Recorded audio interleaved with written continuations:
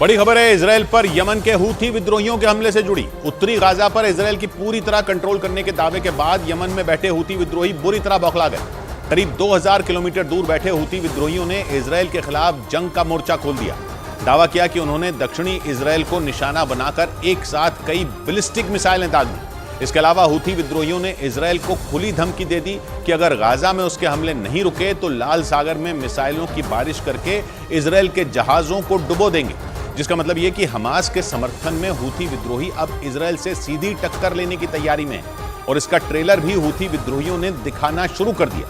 Israel और Hamas के बीच 1 महीने से ज्यादा वक्त से छिड़ी जंग के दौरान हूथी लड़ाकों ने छठी बार इजराइल पर मिसाइलों और ड्रोन से हमला करके अपनी मंशा साफ कर दी और ये जता दिया कि वो इजराइल के खिलाफ हमास की जंग में कंधे से कंधा मिलाकर लड़ेंगे। न्यूज एजेंसी रॉयटर्स के मुताबिक उत्तरी गाजा पर इजराइल के कंट्रोल के ऐलान के बाद हूथी विद्रोही बुरी तरह बौखलाए हुए हैं। इजराइल के खिलाफ नफरत की आग में जल रहे हूथी विद्रोहियों ने दो टूक कहा कि अगर गाजा पर इजराइल के हमले नहीं रुके तो उनका अगला निशाना लाल सागर में इजराइल के जहाजों पर होगा।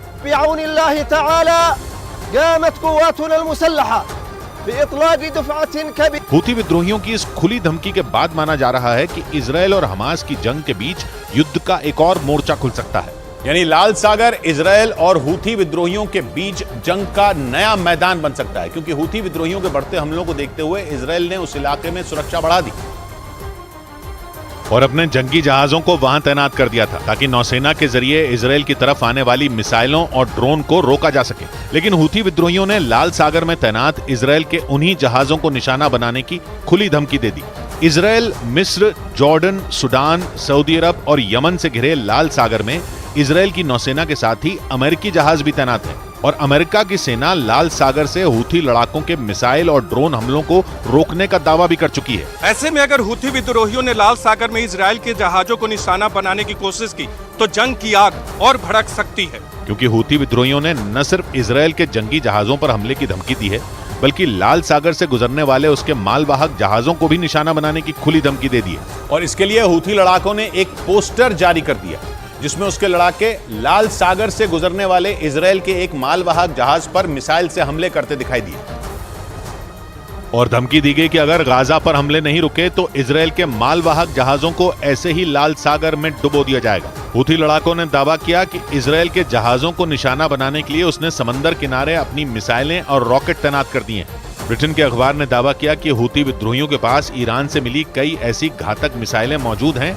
जो समंदर में लंबी दूरी तक मार कर सकती हैं। इसके अलावा उनके पास रिमोट से नियंत्रित होने वाली कई ऐसी आत्मघाती छोटी नावें मौजूद हैं जो विस्फोटक लेकर सीधे बड़े जहाजों से टकराकर तबाही मचा सकती हैं। क्योंकि हूथी की प्लानिंग लाल सागर में अटैक करके इजराइल के कारोबार को नुकसान पहुंचाने की है। क्योंकि लाल सागर में इजराइल के मालवाहक जहाज यमन के करीब से होकर गुजरते हैं, इसलिए इजराइल की सिरदर्दी बढ़ गई।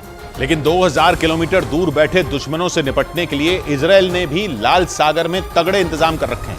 वहां इजराइल की सेना ने अपने मजबूत डिफेंस सिस्टम में एक एरो 3 मिसाइल डिफेंस सिस्टम की भी तैनाती की हुई है, जिसने इजराइल की सुरक्षा का ऐसा कवच तैयार किया कि हूथी विद्रोहियों के मिसाइल हमले बुरी तरह फेल हो गए। इजराइल की सेना ने दावा किया कि 4 दिन पहले हूथी लड़ाकों की बैलिस्टिक मिसाइलों को उसके एरो 3 मिसाइल डिफेंस सिस्टम ने इंटरसेप्ट कर हवा में ही नाकाम कर दिया था। इजराइल की सेना के मुताबिक एरो 3 सटीक हमले करने में माहिर है और चंद मिनटों में ही दुश्मन की मिसाइल को ट्रैक करके उसे हवा में तबाह करने का दम रखता है। इजराइल की सेना ने बताया कि इसे खास तौर पर लंबी दूरी की बैलिस्टिक मिसाइलों को रोकने के लिए ही तैयार किया गया था। इजराइल की सेना का दावा है कि उसका एरो 3 मिसाइल डिफेंस सिस्टम रूस के S-400 से भी ज्यादा ताकतवर है और अगर ऐसा हुआ तो लड़ाई कितनी भयानक हो जाएगी उसका अंदाजा भी नहीं लगाया जा सकता, क्योंकि हूथी विद्रोहियों के कंधों पर ईरान का हाथ है और ईरान इजराइल और अमेरिका का सबसे बड़ा दुश्मन है और उस पर गाजा में हमास, लेबनान में हिजबुल्ला और यमन में हूथी विद्रोहियों को हथियार और पैसे देकर पालने पोसने का आरोप लगता रहा है।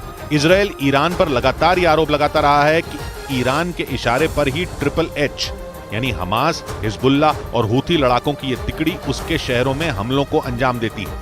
इजराइल के मीडिया के मुताबिक ईरान के इशारे पर ही गाजा पर हमलों के दौरान इजराइल से करीब 2000 किलोमीटर दूर बैठकर हूथी लड़ाकों ने दक्षिणी इजराइल के सैन्य ठिकानों को निशाना बनाकर हमले किए।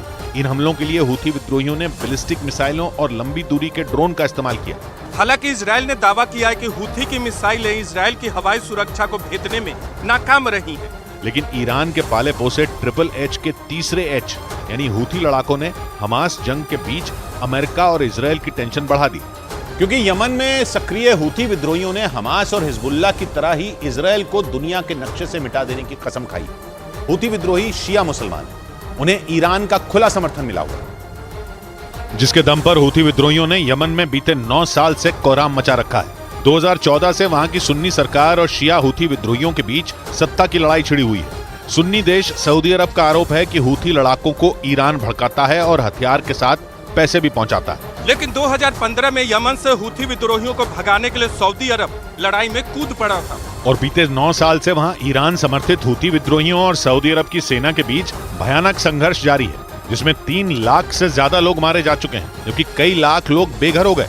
लेकिन यहूदी देश इजराइल के खिलाफ लड़ाई में दुनिया के दूसरे मुस्लिम देशों की तरह हूथी विद्रोही ईरान और उसका दुश्मन सऊदी अरब भी सुर में सुर मिलाते नजर आ रहे हैं। ये तीनों ही गाजा पर इजराइल के हमलों से बुरी तरह भड़के हुए हैं। यानी यमन में सालों पुराने दुश्मनों का रिश्ता इजराइल और हमास की जंग की वजह से सुधरने की राह पर चल पड़ा, क्योंकि लड़ाई यहूदी देश और मुस्लिम देशों के बीच होती नजर आई, जिसकी वजह से ईरान को मुस्लिम देशों का अगुवा बनने और उनको एकजुट करने का मौका मिल गया। और इस मौके को भुनाते हुए ईरान ने दुनिया भर के मुस्लिम देशों से इजराइल के खिलाफ एकजुट होने की अपील कर दी। इजराइल के अखबार द टाइम्स ऑफ इजराइल के मुताबिक गाजा पर हमले के दौरान ईरान इजराइल के उत्तर में हिजबुल्लाह, दक्षिण में हमास और इजराइल से 2000 किलोमीटर दूर यमन में हूथी विद्रोहियों को लगातार भड़का रहा है। लेकिन गाजा में जारी इस तनातनी के बीच तुर्की ने इजराइल से एक ऐसा सवाल पूछ लिया जिससे इजराइल के पास परमाणु बम होने के संकेत मिले। तुर्की के राष्ट्रपति ने बेंजामिन नेतन्याहू से पूछ लिया कि उनके पास कितने परमाणु बम हैं, जबकि इजराइल ने कभी भी परमाणु बम होने की जानकारी दुनिया को नहीं दी है। लेकिन तुर्की के राष्ट्रपति एर्दोआन के सवाल से आशंका जताई जाने लगी कि इजराइल दुनिया से कुछ छुपा रहा है। एर्दोआन ने बेंजामिन नेतन्याहू से पूछा कि इजराइल के पास कितने परमाणु बम हैं। एर्दोआन के सवाल का सीधा मतलब यह था कि तुर्की को इजराइल के दावों पर शक है। तुर्की को लगता है कि इजराइल के पास परमाणु बम मौजूद हैं, जिनका इस्तेमाल गाजा में हमास के खिलाफ किया जा सकता है। एर्दोआन ने यह बात तब कही जब वो तुर्की की संसद में बोल रहे थे। तुर्की लंबे वक्त से मांग कर रहा है कि गाजा पट्टी में इजराइल की फौज सीज फायर कर दे। हमास के खिलाफ इजराइल की जंग में पहले से परमाणु बम के इस्तेमाल की आशंका जताई जा रही है। यहाँ तक कि फास्फोरस बम जैसे केमिकल हथियार का तो इस्तेमाल हो भी चुका है। और इस जंग में परमाणु बम के इस्तेमाल का संकेत तो खुद इजराइल के एक मंत्री के बयान से मिला था। उन्होंने गाजा में हमास का सफाया करने के लिए परमाणु बम के इस्तेमाल की बात की थी। हालांकि उस बयान के बाद नेतन्याहू ने अपनी कैबिनेट से उनकी छुट्टी कर दी थी। लेकिन पूरी दुनिया में इस पर बहस जरूर छिड़ गई। दावा किया जाने लगा कि गाजा पट्टी में हमास के सफाये के लिए इजराइल परमाणु बम का इस्तेमाल कर सकता है। ऊपर से अमेरिका ने अपना एक ऐसा जंगी जहाज इजराइल की मदद के लिए भूमध्य सागर में भेज दिया जिस पर परमाणु हथियार तैनात है। गाजा पट्टी के पश्चिमी छोर पर भूमध्य सागर है, जहां अमेरिका का वो जहाज भेजे जाने की खबर आई। इसीलिए परमाणु हथियारों के इस्तेमाल की आशंका जोर पकड़ने लगी। पहले ही गाजा में इजराइल के ऑपरेशन में 11,000 से ज्यादा लोगों की मौत हो चुकी है। अगर परमाणु बम का इस्तेमाल हो गया तो गाजा पट्टी में बड़ा विनाश हो सकता है। इसीलिए नेतन्याहू के मंत्री के बयान के बाद इजराइल पर दबाव बढ़ने लगा।